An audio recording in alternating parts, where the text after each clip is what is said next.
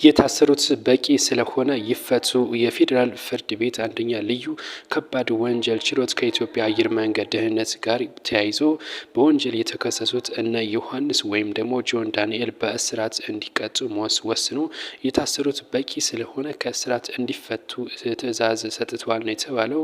በነሐሴ 20 ቀን 2016 ነበር እንግዲህ ወደ እስር ቤት የገቡት እነዚህ ልጆች ከአዲስ አበባ ወደ መቀሌ ሊጓዙ ሲሉ ነው በተፈጠረው አለመግባባት ምክንያት ከደህንነት ከአየር ኃይል ደህንነት አባላት ጋር ግጭት ውስጥ ገብተዋል። ግጭት የገቡበት ምክንያት ደግሞ በወቅቱ የአየር ጸባው እጅግ አስቸጋሪ ስለነበረ መብረር አይችልም ሲባሉ አንወርድም በማለታቸው ምክንያት በአሸባሪነት ወይም ደግሞ በሽብርተኝነት ተከሰው ፍርድ ቤት ገብተው እንደነበር ይታወቃል።